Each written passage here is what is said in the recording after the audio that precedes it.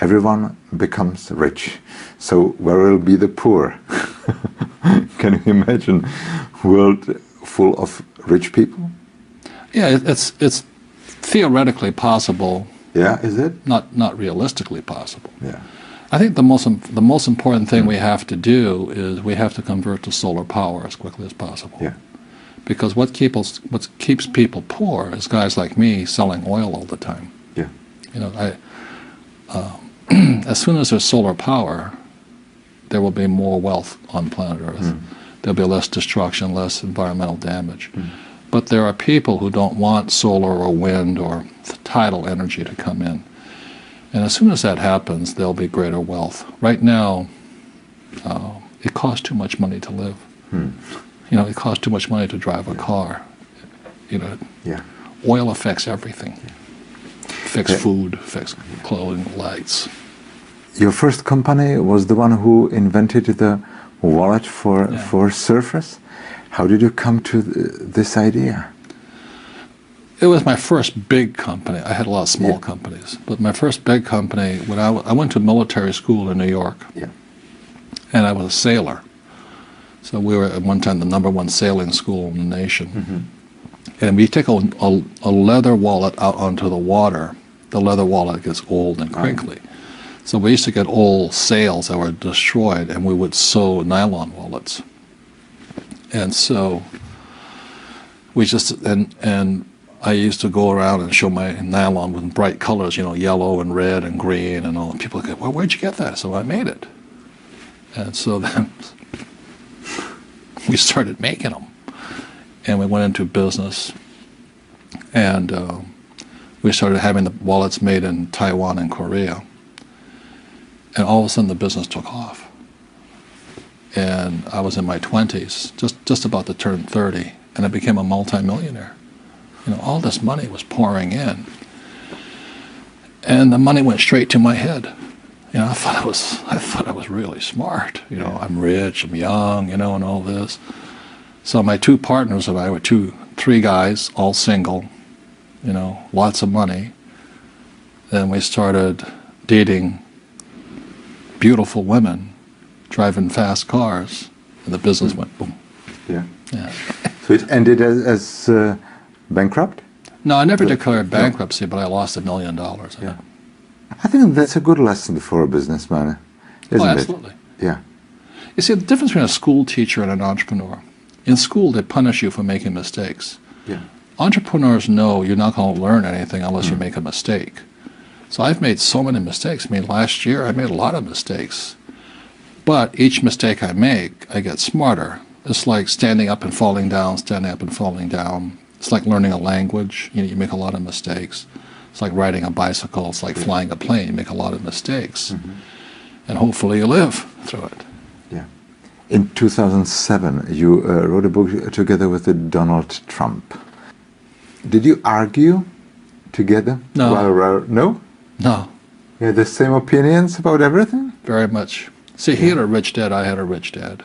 Yeah. We both went to military school. Yeah. We both are entrepreneurs. We both write books.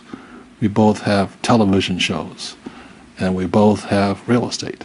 Yeah. Same people. How did it in practice look that you had a meeting and sat together by a computer, or you were just sending files from one to another? I would meet in his office in New York about once a month, and we just discuss it doesn't take long. He goes, what about this? It's fine. Either yes or no. It's good. Let's do it. I agree. Do it. He's very fast. Very fast. He is just like he is on TV. He is no different. He's a very good man. I mean, a good man. Yeah. Yeah. He is what you see. You know, he'll tell you straight, right to your face. He does not mince around. He keeps his agreements. He's a character. He's always poking fun at me. Did you expect that something like this huge crisis we are going through now, I mean the economical crisis, yes. Did you expect something like this is going to come? Yes. Yeah? People know it happens all the time. Yeah. This one's a very big one, a very bad one. But it happens every time. Like in 1971, President Nixon took the dollar off the gold standard. And so if you look at from 1970 to 2000, America just boomed because we're just printing money. You know, you buy anything you like, print money. Well, it crashed. And now they're still trying to print more money, but I don't think it's going to work. So that's why you watched it in 2000, the price of gold was $275 an ounce.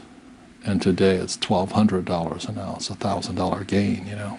I made a lot of money. But anyway, I just don't trust the government, period. I'm not saying they're good or bad people. I just don't think they're very good with money. So, as you all know. Yeah. They're like my poor dad, very intelligent, well-educated, poor people, you know. Is this a right time to start a company? Oh, absolutely. Yeah? In these turbulent days? Well, the thing is, you see, when people, you know, economies go up, economies go down, we might go into a depression worldwide. You know, like I said, France is in very big trouble. Germany's okay. England's in big trouble. China's in trouble. So if we go that, we go to a worldwide depression, and it might take 10 years, you know, to come out of it.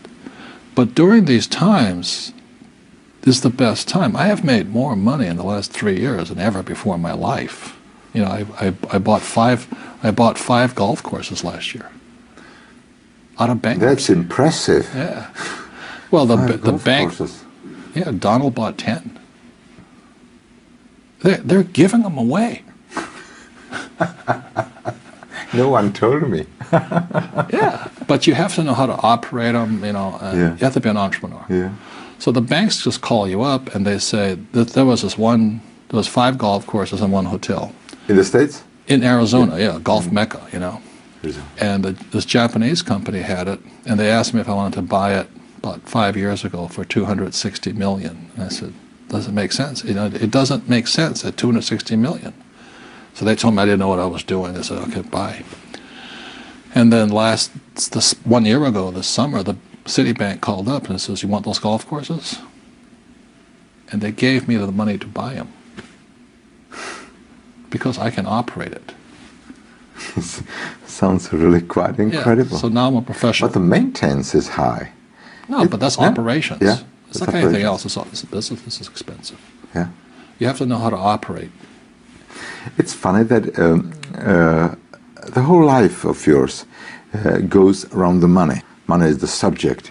Your sister is a Buddhist nun? Yes. That's quite a difference. What does she say about your books? Is she interested in? Because I guess a Buddhist nun, is she interested in business or in financials? She's one of the only women ordained by the Dalai Lama.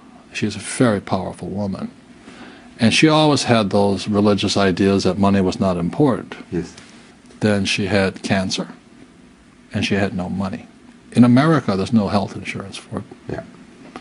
So she had to call me up, and I had to write her a check. Otherwise, she'd die. Yeah. And then she had heart disease. So I had to write her a check. And then she began to realize that she was taking care of God, but she wasn't taking care of herself. And she hadn't taken care of her finances. And so today, she now comes to me for classes, and I'm teaching, and she has her own website now, and you know, she's becoming a little entrepreneur. So I think that's one of the biggest problems is too many religious people think the love of money is the root of all evil. I wouldn't take it that way, but what is the fact that one day all the rich dads and the poor dads are going to pass away, and they are not allowed to take any suitcase on board. So shouldn't we invest in something which we could take with us when the day comes? Yeah, but see, you know, I don't know what the heck with people think about money, but that's what I get a lot of is kind of this, well, you know, money's not spiritual. I'm just saying it's your attitudes, you know, a person's attitude towards money. I make a lot of money, but I give a lot, you know what I mean? Definitely. It goes to biblical principle, the more you give, the more you receive. So when I meet somebody who's doesn't have any money, it just means they're not giving something. Yeah. You know, so a lot of times there's people who would like more, but they're not giving anything. Yeah. So they're like my poor dad. You know, he belonged to the labor unions, and he wanted to work less and get paid more. Well, that's anti-religious to me. Yeah. If you want to get paid more, work more, give more. That's how I see it. Well, thank you very much for sharing your time with us. Thank you. Thanks. Thank you.